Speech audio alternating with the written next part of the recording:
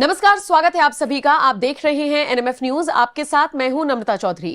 बाल ठाकरे, जब मैं इस नाम का जिक्र करती हूं तो एक अलग सी छवि जहन में आ जाती है और कहा जाता है कि अगर आज बाल ठाकरे जिंदा होते तो शायद सिर्फ महाराष्ट्र ही नहीं बल्कि पूरे देश एक अलग दिशा में होता, पूरे देश की एक अलग छवि होती।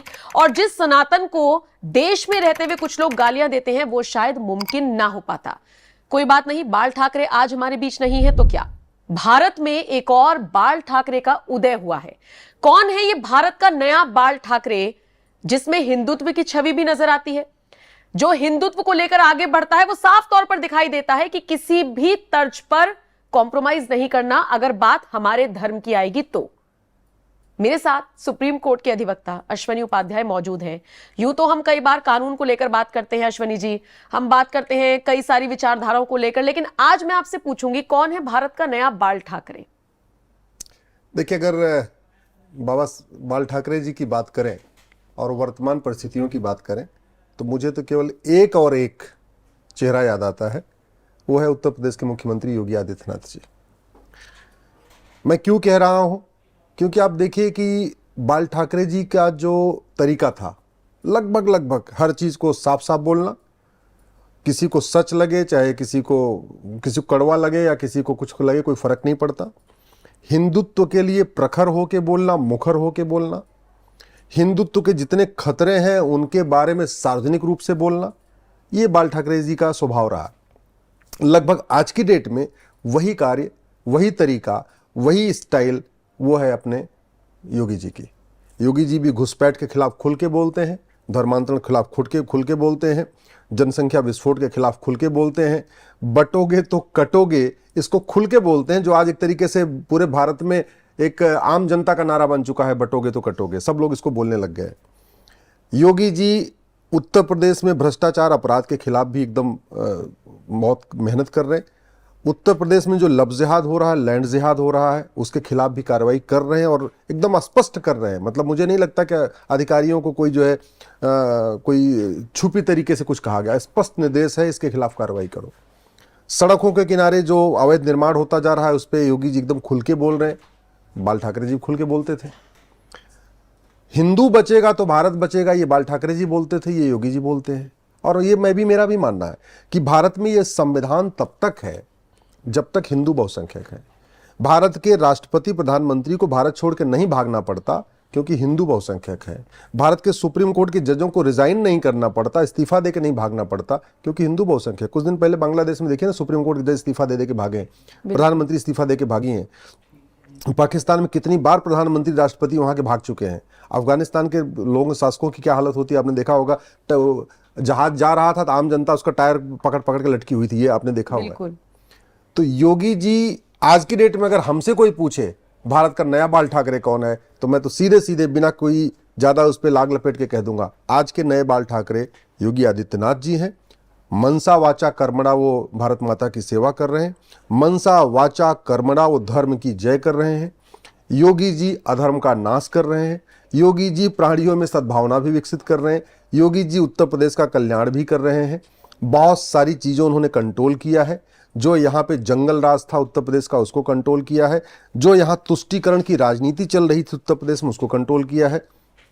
और सबसे बड़ी बात, जिस तरीके से उन्होंने पुलिस प्रशासन को पत्थरबाजों के खिलाफ कार्रवाई करने की खुली छूट दिया है, जिहादियों के खिलाफ कठोर कार्रवाई करने की खुली छूट दिया है, ये पहले नहीं होता था। आपको मैं एक बात बताऊं, भारत में पहली बार धर्मांतरण कराने वाले जिहादियों पे NSA, national security act, Uttar Pradesh में लगा है। आज तक इसके पहले लगा ही नहीं था, पहली बार लगा है। गाजियाबाद में लगा है और वो जब जैन परिवार के एक बच्चे को उन्होंने कन्वर्ट किया था उस पे लगा है। भारत में पहली बार धर्मांतरण कराने वालों को आजीवन कारावास हुआ है। ये भी उत्तर प्रदेश में योगी जी के मुख्यमंत्री बनने के बाद ही हुआ है। अतीक अहमद का क्या हुआ, अशरफ अहमद का क्या हुआ, अफजाल अंसारी का क्या हुआ, मुख्तार अंसारी का क्या हुआ, आजम खां का क्या हुआ, अब्दुल्ला आजम का क्या हुआ, ये सब जानते हैं। ये सब संभव हुआ है योगी जी के आने के बाद। ये सब संभव हुआ है योगी जी की सत्य निष्ठा के कारण। ये सब योगी जी की सबसे अच्छी बात यह है कि पॉलिटिकली करेक्ट होने की कोशिश नहीं करते। जो सच है उसको एकदम स्पष्ट बोल देते हैं और कोई क्लोज डोर मीटिंग में नहीं बोलते। ऐसा नहीं कि चार लोगों के बीच में बंद कमरे में बैठ के बोल दें। जो सच्चाई है वो उसको अपने रैलियों में बोलते हैं, वो भाषणों में बोलते हैं, मीडिया के सामने बोलते हैं।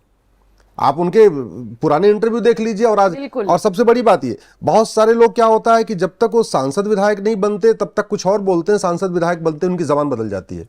बहुत सारे ऐसे लोग हैं कि सांसद विधायक बनते समय भी कुछ बोलते हैं, मंत्री बदलते समय उनकी जबान बदल जाती है।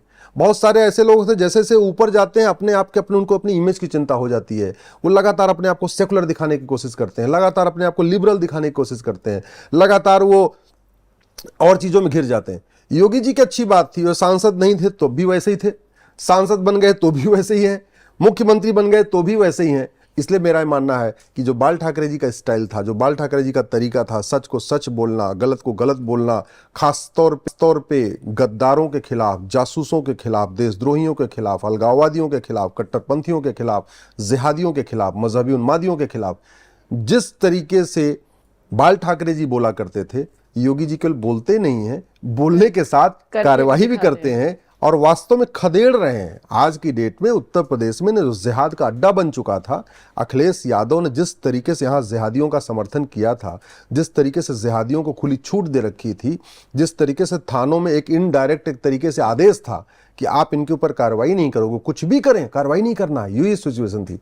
उसके खिलाफ योगी जी ने केवल कार्रवाई नहीं किया, खुल के बोलते भी हैं और जो बोलते हैं वो करवाते भी हैं, अधिकारियों को भी पूरी खुली छूट दे रखी है। इसलिए मेरा ये मानना है ऐसे ही योगी जी की तरीके बाकी मुख्यमंत्रियों को भी देखना चाहिए, बाकी मुख्यमंत्रियों को सीखना चाहिए।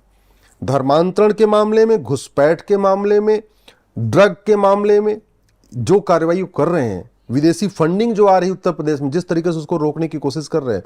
अभी 53 करोड़ रुपए कानपुर में आई थी विदेशी फंडिंग, पकड़ लिया उन्होंने।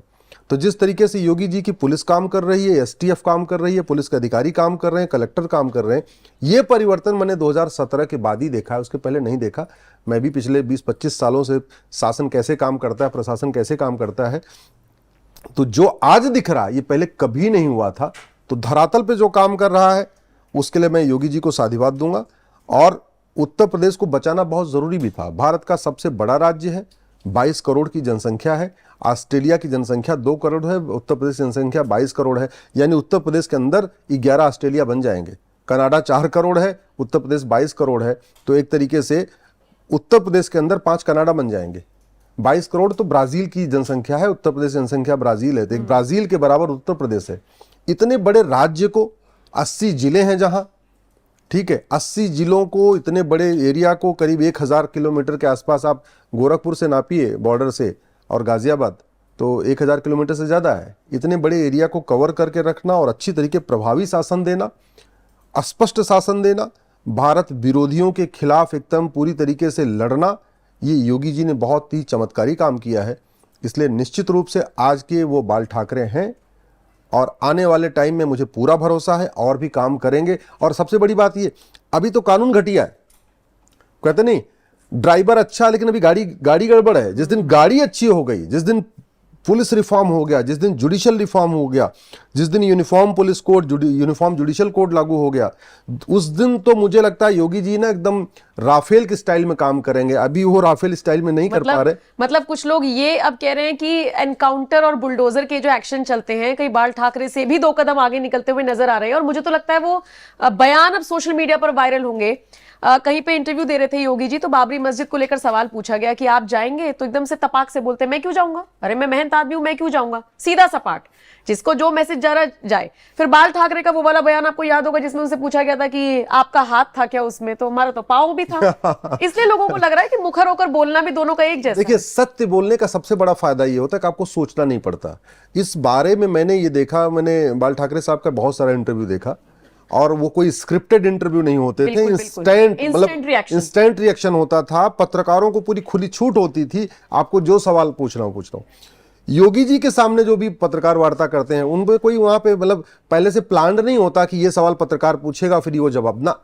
पत्रकारों को पूरी खुली छूट होती, मीडिया को पूरी खुली छूट होती उनके सामने, अगर वो सवाल बैठे हुए कि जो पूछना है पूछ लें। और उसमें वो बिना सोचे समझे, मतलब 20 सेकंड भी नहीं सोचते, तुरंत उत्तर देते हैं। तुरंत उत्तर आदमी तभी दे सकता है जब उसका दिल और दिमाग एक लाइन में चलता हो, जब जो उसके मन, जो उसके दिल में है वही उसके जुबान पे है, वही वो सोचता है, वही वो ध्यान लगाता है, उसी के बारे में काम करता है, तभी आदमी इंस्टेंट जवाब दे सकता है। इंस्टेंट जवाब देने का मतलब कि योगी जी का दोहरा चरित्र नहीं है। और दूसरी बात, जब काम की बात आती है, योजना की बात आती है, विकास की बात आती है, तो वो सबके लिए बराबर है।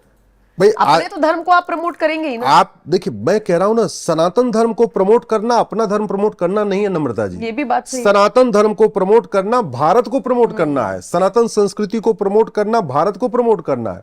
ये सनातन संस्कृति है कि हमारी बहन बेटियों को सोचने की आजादी है, बोलने की आजादी है, अपनी पसंद से कपड़ा पहनने की आजादी है, अपनी पसंद से मेकअप करने की आजादी है, स्कूल जाने की आजादी है, कॉलेज जाने की आजादी है, यूनिवर्सिटी में जाने की आजादी है, खेलने की आजादी है, सब कुछ आजादी है। और बाकी आप देख लो, अफगानिस्तान भी तो भारत का हिस्सा था, हिंदू राष्ट्र था। पाकिस्तान भारत का हिस्सा था, हिंदू राष्ट्र था। बांग्लादेश भारत का हिस्सा था, हिंदू राष्ट्र था। मालदीव भारत का हिस्सा था, हिंदू राष्ट्र था। कहां वहां बहन बेटियों को इतनी आजादी? तो बहन बेटियों को आजादी सनातन धर्म देता है, सनातन संस्कृति देता है। भारत का संविधान में जो जो कुछ बातें लिखी हुई हैं, ये मजहबी किताबों में नहीं लिखी हुई हैं। भारत का संविधान कहता है ना, प्रियम्बल में लिखा हुआ equality, justice, liberty, fraternity, unity, national integration. तो ये हमारे वेद में लिखा है, उपनिषद में लिखा है, हमारे पुराणों में लिखा हुआ है कि सबको बोलने की आजादी, स्वतंत्रता की आजादी। मैं आपको एग्जांपल देता हूं। रामायण में एक चौपाई है, ढोल गवार शूद्र पसुनारी। कितने नेता उसके ऊपर बोल चुके हैं। किसी का सर कटा, किसी का सर तन से जुदा हुआ, कुछ नहीं हुआ।